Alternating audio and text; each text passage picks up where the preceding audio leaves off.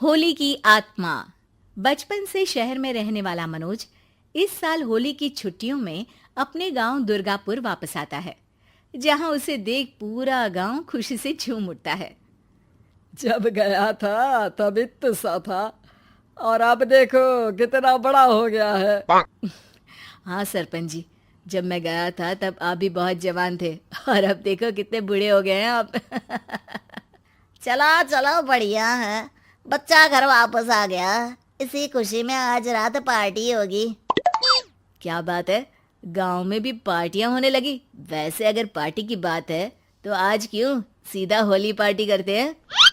Holi party की बात सुन चहल पहल में अचानक सन्नाटा छा जाता है, जिसे देख मनोज को कुछ अजीब लगता है। लेकिन तभी सरपंच बात पलट देता है। अब बहुत देर हो गई, चलो सब अपने घर चलो, पार्टी के बारे में कल सोचेंगे। मनोज भी मम्मी पापा के साथ घर आ जाता है, पर होली पार्टी और उस पर पूरे गांव की खामोशी वाली बात अभी तक उसके जहन से निकलती नहीं।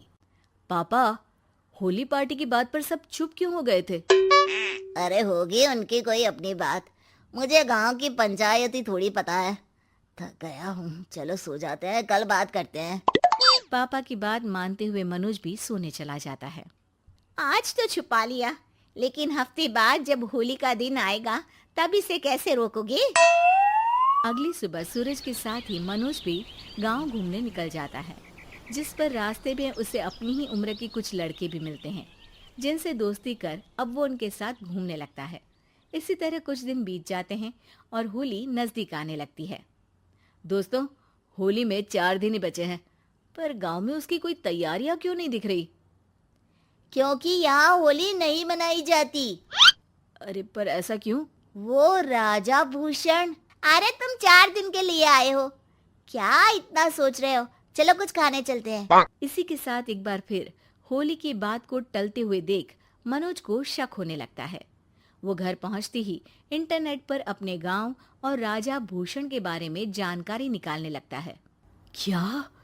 मुझे आज तक ये नहीं पता था। ऐसा कैसे? किसी ने मुझे कुछ बताया क्यों नहीं? सारी जानकारी लेने के बाद मनोज गांव वालों या अपने मम्मी पापा से कुछ पूछे बिना खुद ही उसकी सच्चाई के बारे में छानबीन करने लगता है, जिसके चलते वो राजा भूषण की हवेली में पहुंचता है। वाह, क्या हवेली है यार। पर क्या यहाँ सच में कोई भूत है? हेलो भूत जी, कोई है क्या? हम इस साल गांव में होली सेलिब्रेट कर रहे हैं, क्या आप उस पर थोड़ा इंटरव्यू देंगे? मनोज के ऐसा बोलते ही गांव में तूफान उठ जाता है और हवेली में रखी सारी चीजें हिलने लगती है। एक अदृश्य शक्ति मनोज को धक्का देकर हवेली से बाहर निकाल दरवाजा बंद कर लेती है। ये सब देख मनोज हैरान रह जाता है। क्या अभी मुझे हवा ने धक्का देकर बाहर निकाल दिया? मेरे होते हुए इस गांव में कभी होली नहीं मन सकती, इसलिए दोबारा ऐसी कोशिश भी मत करना, अंजाम बुरा होगा। आवाज सुन मनोज हैरानी से इधर उधर देखने लगता है, पर उसे कोई दिखाई नहीं देता। वो गांव वापस आ जाता है, जहां तूफान की वजह से सब कुछ तहस महस हो चुका होता है। आखिर ये तूफान आया कैसे? ना ऐसा कोई मौसम था और ना ही हमने होली का त्योहार मनाने की बात की थी। सरपंच की बात पर कोई रिएक्शन दिए बिना मनोज चुपचाप अपने घर चला जाता है। इस तरह देखते ही देखते होली का दिन भी आ जाता है और मनोज रंग लेकर गांव में निकल जाता है, लेकिन गांव पूरी तरह खाली होता है। अरे त्योहार का दिन है, धूमधाम की जगह मातम क्यों मनाया हुआ है? मनोज की आवाज सुन सब अपने घर की खिड़कियां खोल के घर के अंदर से ही उसे वापस जाने के लिए कहने लगते हैं, पर वो किसी की नहीं सुनता।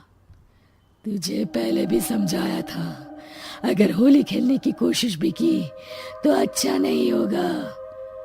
अरे बात मान लो बेटा, तुम्हें सच नहीं पता। मुझे सब पता है। सालों पहले इस राजा ने एक अंधविश्वास फैलाया और आप लोग आज तक उसे मानते आ रहे हो। अरे बेटा, जब तुम पैदा भी नहीं हुए थे उससे भी बहुत पहले से इस गांव पर होली का श्राप है। अगर गांव में होली का त्योहार मनाया जाता है तो प्रलय आना पक्की बात होती है।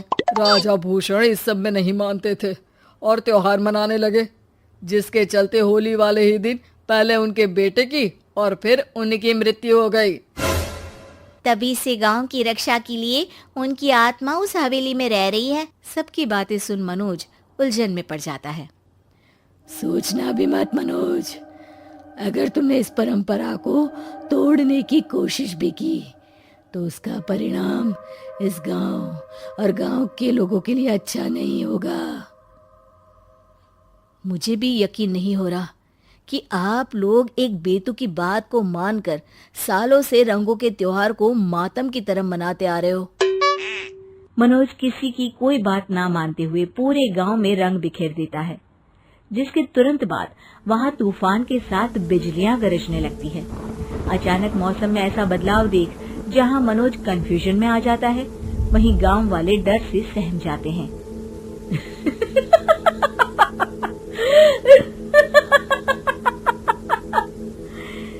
इस लड़के ने हमारे जैसे सिर्फ अपने स्वार्थ के लिए नहीं बल्कि पूरे गांव की खुशियों के लिए यहाँ होली मनाई है, जिस वजह से अब इस गांव पर होली का श्राप टूटता है।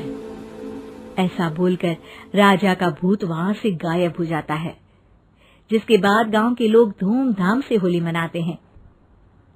खुशियों के रंग गांव में बिखरे ही होते हैं कि अगली सुबह अचानक मनोज कहीं गायब हो जाता है और एक बार फिर गांव में होली का नया राज शुरू हो जाता है।